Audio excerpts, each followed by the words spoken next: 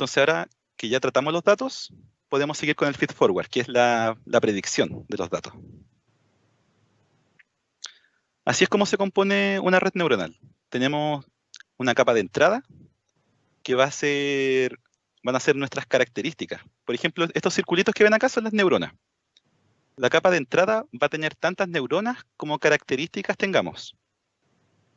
Esas características son, por ejemplo, el nombre, la edad, el coeficiente intelectual. Por ejemplo, acá tenemos 4. Tenemos un nombre, una edad, un coeficiente intelectual y una foto. Entonces, deberían haber 4 neuronas. Esto es para ejemplificar nomás. Tenemos capas ocultas que procesan esos datos. Estas capas ocultas pueden ser N, dependiendo de qué tan compleja sea nuestra red. Pueden ser muchas. Y finalmente tenemos una capa de salida que es la salida de nuestra predicción. Estos datos de entrada se les conoce también como X, la variable X, que también es conocida como los datos independientes, porque no dependen de nada. El nombre no depende de nada, porque los papás le pusieron así. Y nuestra capa de salida sería nuestro dato I, que también es conocido como el dato dependiente, porque va a depender de todo el proceso anterior, ¿ya? Entonces vamos a inicializar el feed forward, que es nuestra predicción. Aquí podemos ver que entre la capa de entrada y la capa oculta hay una conexión, ¿ya? Aquí lo vamos a ver más en profundidad, vamos a hacer un zoom. Esa conexión tiene una variable W, que es de wake, que vendría traduciéndose como peso. Y lo que nos está diciendo ese peso es qué tan importante es ese dato. Por ejemplo, si hubiéramos tenido el signo zodiacal, probablemente esa cuestión tenía muy poca relevancia. Entonces no hubiera tenido un número muy negativo. Mientras más positivo, más relevancia. En un principio este peso se va a inicializar en 0 o podría ser como un número aleatorio entre -1 y 1. Pero va a dar lo mismo en un principio porque después lo vamos a optimizar, ¿ya? Y va a haber un peso por cada neurona de entrada. En este caso nosotros teníamos 4, aquí lo voy a representar como 3 por espacio nomás, y que esos pesos se le van a pasar a la siguiente neurona. Ella va a recibir todos esos números. Entonces lo primero que tenemos que hacer para poder entrenar nuestra red es buscar datos históricos. Por ejemplo, podrían haber sido datos donde, no sé, desintegramos gente inocente o exitosamente matamos alienígenas y se fueron registrando así a manito, ¿ya? En este caso vamos a tener un dataset de 1000 datos históricos, en los que vamos a separarlos en datos de entrenamiento y datos de validación. Los datos de entrenamiento son con los que vamos a entrenar nuestra red y se recomienda que sea más o menos como un 80% de la data. Es muy importante que sean muchos datos. Y solamente con el 20% vamos a testear que nuestra red funciona. Es importante que también que se separen estos datos, porque así vamos a comprobar que la red neuronal puede predecir cosas que nunca ha visto. Estos datos, este 20% nunca se introdujo en el entrenamiento. Entonces, ¿cómo lo vamos a abordar? Tenemos varios tipos de redes. Por ejemplo, tenemos la regresión lineal, que es cuando se predice un número. En este caso no nos interesa mucho predecir un número, queremos saber si es alienígena o no nomás. Contamos con la regresión logística, que es una clasificación, por ahí podría ir. Esas CNN son las redes convolucionales, que son para reconocimiento de imágenes o modificaciones de imágenes. Y esas RNN son las redes, ¿cómo se llaman? Redes recurrentes, que son para interpretación de texto, predicción de voz, o sea, interpretación de voz, o cuando está el famoso predictor de texto, lo hace una NN. En este caso vamos a seleccionar la regresión logística, que es lo que más nos sirve. ¿Ya?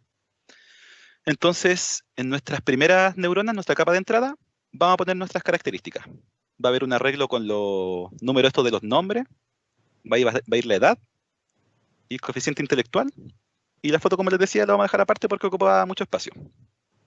Y van a estar estos pesos inicializados al azar. Da lo mismo el peso que tengan mientras estén como en el margen que les dije, que era como de -1 a 1. ¿Ya? Y en nuestra primera neurona, vamos a ver que se compone de dos fórmulas.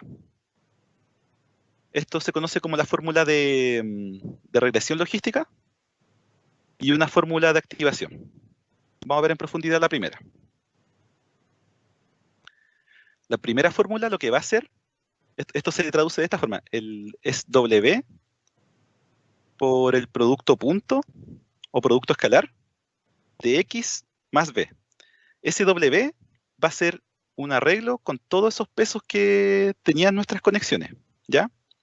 La X van a ser todos nuestros datos de entrenamiento separados cada uno por características. O sea, va a haber un arreglo que tiene un arreglo de nombres, un arreglo de edades, un arreglo de coeficientes intelectuales, y se van a multiplicar por los W.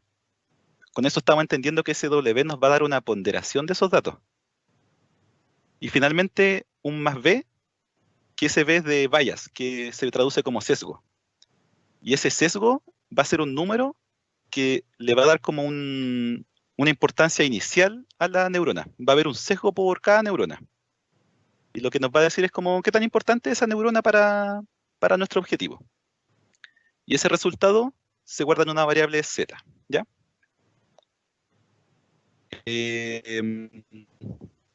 Este asterisco que se ve ahí, importante que no se confunda con una multiplicación de matrices, pues, porque es un producto escalar. Este producto escalar creo que es mejor llamarlo así más que producto punto, porque es más, se explica por sí solo. Un escalar, como pueden ver acá, es una multiplicación. Por ejemplo, ahí tenemos un vector que cuando se multiplicó por 2, quedó un vector con el doble de tamaño. Y un producto no es más que una suma. Entonces ahí podemos ver que el nombre completo se multiplicó por 2, la edad completa, o sea, la edad se multiplicó por 2, se escaló, y la suma de ellos dos es poner ese vector de edad al final del vector del nombre completo, y si hubiéramos trazado una línea desde el principio al punto final donde llegaron esos dos vectores unidos, hubiera sido la suma, y eso es lo que se conoce como el producto escalar. Es una multiplicación y una suma de vectores. Entonces aquí vamos a tener un arreglo de los pesos, que son nuestras ponderaciones que inicializamos al azar, y nuestras características, ¿cierto? Para fines de uso de los métodos que ya nos provee Python, y que están optimizados porque pueden usar la tarjeta de video, ahí hay como un tema de lenguaje, que no voy a profundizar tanto, se usa una matriz transpuesta. La matriz transpuesta es solamente dar vuelta a la matriz, porque en vez de ser una matriz de, no sé, de 1,3, va a ser una matriz de 3,1. Se transpone. Con eso vamos a hacer más fácil ese cálculo de multiplicar W por, o sea, hacer el producto escalar de W por X. Y es más o menos así. Lo primero es W. Tenemos 0,96, se multiplica por 0,2. Después 0,07 por 42 y 0,02 por 115, que era nuestro coeficiente intelectual. Y al final de esos resultados se suman y se guardan. ¿Ya? Vamos a hacer lo mismo con los demás.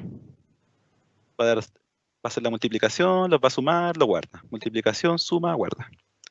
Hasta que al final vamos a terminar con un vector con varios números gigantes. Al final, a todos esos números se les suma el sesgo, que en este caso supongamos que es 1, también se inicializa al azar, después eso se modifica, y van a quedar con un número, por ejemplo, ese 5048 quedó 6048, el 16 quedó 17, y así. Y eso es z, ¿ya? Y lo que nos está dando son las características ponderadas. Lo siguiente son las funciones de activación. Las funciones de activación nos sirven para pescar números y meterlos en un rango que no sea conveniente. Como le había mencionado antes, las máquinas funcionan mejor con números entre 0 y 1, o menos 1 a 1, pero no números tan gigantes, ¿ya? Acá el ReLU, lo que va a hacer, por ejemplo, esa función es que los números negativos van a quedar en 0 y los positivos quedan tal cual. El TAN lo que va a hacer es que los números queden entre menos 1 a 1. O sea, si tenemos un número muy gigante, va a tender a 1. Y un número muy negativo va a tender a menos 1 nomás, no va a salir de ese margen. Y el sigmoide es muy parecido al anterior, pero va a quedar entre 0 y 1. Este ReLU sirve mucho para las redes convolucionales, ¿ya? La tangente sirve para las recurrentes, para estas predicciones de texto. Y la sigmoide se recomienda mucho usarla en las capas finales. porque es lo que queremos obtener, pues queremos tener un número entre 0 y 1. Pero en este caso, vamos a usar solamente ReLU y sigmoid. Acá no hay como una fórmula específica para nada de esto. Esto es como pura experimentación y recomendaciones de otros experimentos que se han hecho antes. Aquí, por ejemplo, usamos la función sigmoid, vemos que es 1 partido por 1 más e elevado a menos z. Nosotros ya obtuvimos z con la fórmula anterior, pues entonces es cosa de meterlo dentro de esta función. Y lo que va a ocurrir es que, por ejemplo, el número menos 0,191, ahí abajito vemos que lo transformó a 0,4523. O sea, se cumplió lo que queríamos, lo metió dentro de ese margen. Y con eso obtenemos A, que es la salida de nuestra neurona. Esta función de activación, una vez que obtenemos ese número decimal, nosotros después le vamos a dar como un umbral. Por ejemplo, podemos decir que cuando sea menor a 0,5 es 0 nomás, y cuando sea mayor a 0,5 es 1. O sea, falso o verdadero. Es humano o es alienígena. Pero nosotros definimos umbral más adelante. Es un if nomás. Ya, entonces resumiendo. La primera fórmula nos va a dar las ponderaciones. Y eso nos va a dar una variable z. Luego, esa variable z se mete dentro de una función de activación. Ahí pueden ver esa O que significa sigma, que es otra forma de llamar a las funciones de activación. O sea, sigma de z sería A. Y nos va a dar nuestras características ponderadas y en un rango que nos sirve. Por ejemplo, aquí nada se pasa de 1. Y eso es lo que compone la neurona. Entonces la neurona va a escupir A. ¿Ya? Entonces, volviendo atrás. Tenemos nuestras características iniciales que son X. Las conexiones son W. Vamos a tener nuestras variables ponderadas que después van a pasar por una función de activación que los va a meter en un rango menor. Esta después se las va a pasar a la siguiente, pero ya no vamos a contar con X. Ahora nuestra nueva X va a ser la salida A. ¿Ya? Esas se vuelven a pesar por otros pesos y se vuelve a meter una función de activación. Se le pasa a la siguiente. Ahora esta nueva neurona va a recibir el A de la capa anterior. Se vuelve a hacer el mismo proceso y al final obtenemos una predicción súper mala. Porque inicializamos todos los pesos y los sesgos al azar. Entonces es una predicción muy penca.